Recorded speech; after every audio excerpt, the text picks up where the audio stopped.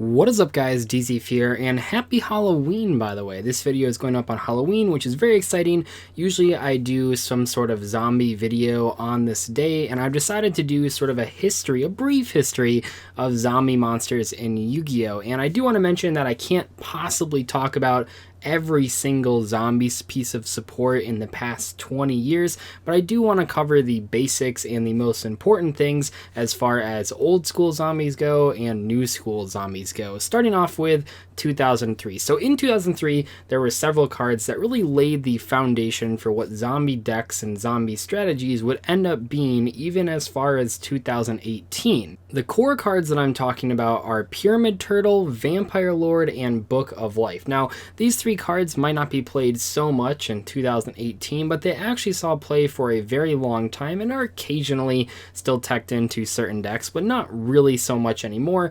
But these three cards really did set up what zombie monsters and zombie support spells would look like for pretty much all of Yu-Gi-Oh's history. For example, in the case of all three of these cards, they show that zombie monsters always come back from the dead. In the case of Pyramid Turtle, it's coming back from the dead by special summoning a different zombie from the deck, but in some cases you could actually just summon multiple copies of Pyramid Turtle, and also the Pyramid Turtle restriction was really unique compared to Giant Rat and Mystic Tomato and UFO Turtle, in the case that Pyramid Turtle can actually special summon some pretty big monsters because its requirement is based on defense points, not on attack points, unlike many of those other battle surges. In the case of Zombie Lord, it brings itself back if it's destroyed by a card effect, which actually found itself being a pretty popular card, maybe not just in zombie decks, but just a powerful tribute monster back in old school Yu-Gi-Oh! And then Book of Life is pretty strictly just a monster reborn for zombies, but it also sort of hints at a future mechanic with zombies in relation to the fact that it banishes a monster, and that's something that zombies ended up doing, although interestingly, zombie cards ended up banishing themselves a lot when we look at more modern cards. There's also Spirit Reaper, and while Spirit Reaper technically doesn't have an effect that allows itself to be revived,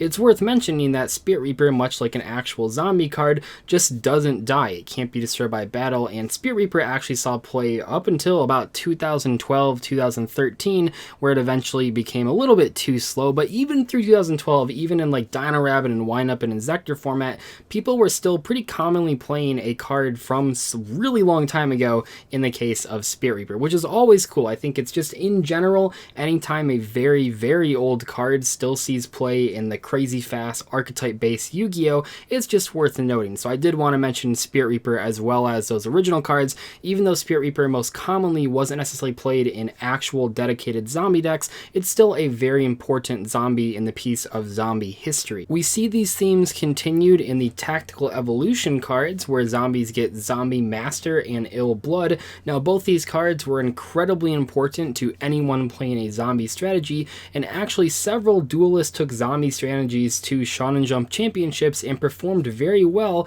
not only using those cards but also using cards like Pyramid Turtle, and possibly most importantly, they had 3 copies of Card of Safe Return, which comboed not only with Zombie Master but also with Book of Life, and we saw some pretty scary zombie decks, especially considering the time period that they were running in. A few sets later, we see a really cool card that I'm actually surprised isn't seen more of in even 2018, and that's Goblin Zombie. Now, what makes Goblin Zombie so cool is that it floats into most of the zombie cards that you really want to search, but more importantly, this is a non-once per turn search effect, so I'm really surprised that there's nobody that's come up with like a Goblin Zombie FTK strategy with like Firewall Dragon or something, because it can even search itself, which is pretty nutty. But Goblin Zombie was an important part to many of those early zombie strategies. After that, we get Mezuki, which is probably one of the only of these old school zombie cards that actually still sees play in 2018. Mezuki and the eventual Gozuki that we'll talk about in a second are 2 really important cards for modern zombie strategies. Mezuki, I mean, when you read the card, it's not really that surprising. Much like Goblin Zombie, Zombie, it's an effect that's not once per turn, and I think what really ended up breaking Mezuki is cards like Burial from a Different Dimension and Dimension Fusion and Return from a Different Dimension. All these cards that can bring it back from the Banished Zone make Mezuki that much more powerful. And then when you think of modern Yu-Gi-Oh, you have like Levy the Sea Dragon and DDR and Siphon Lord Omega, all these really powerful cards that let you abuse and reuse Mezuki over and over again, which leads it to being pretty good in 2018. A lot of times when we look at these old school cards that are still seeing play, the reason they see play is because they do not have these hard ones per turn restrictions that we see on modern Yu-Gi-Oh cards, and that is very much the case in Mezuki. Another important milestone for the zombie monsters that really does sort of foreshadow what they're eventually going to be used for in modern Yu-Gi-Oh! Is Plaguespreader Zombie, one of my all-time favorite tuner monsters and also one of my favorite looking ultimate rares. Plaguespreader Zombie is an incredibly cool card that had a huge impact when it was released in Crossroads of Chaos way back about 10 years ago now, which is crazy to think about. But in Crossroads of Chaos, Plaguespreader Zombie is one of the most sought after cards, sitting at about a $50 to $60 price range. And for good reason. It was played in a variety of strategies. It comboed really well with Destiny Hero Malicious. It comboed really well with any Lightsworn deck or any deck that was trying to mill cards. And Plaguespreader Zombie, just in general, is a really powerful monster. Back in the day, tuner monsters that could replace themselves when they went to the graveyard were really, really powerful. We think of cards like the eventually released Spore and Glow Up Bulb. They really show with Plaguespreader Zombie that anytime a tuner can be used for a synchro monster and then immediately bring itself back to the board to upgrade into a bigger synchro monster, that's going to be pretty sought after as far as competitive play goes. Flash forward a few years and eventually we have Unizombie release, which is sort of like a strictly upgraded version of Plaguespreader Zombie. Obviously Unizombie does not technically revive itself, but it has two extremely versatile effects that not only help you discard cards in your hand, such as the zombies you want in the graveyard, but also the effect to send a Mezuki from your deck to the graveyard is ridiculously powerful, especially when Shiranui Solitaire eventually got released a little bit after Unizombie getting released. And when Shiranui Solitaire, suddenly, anytime that you had Solitaire using Unizombie and Mezuki,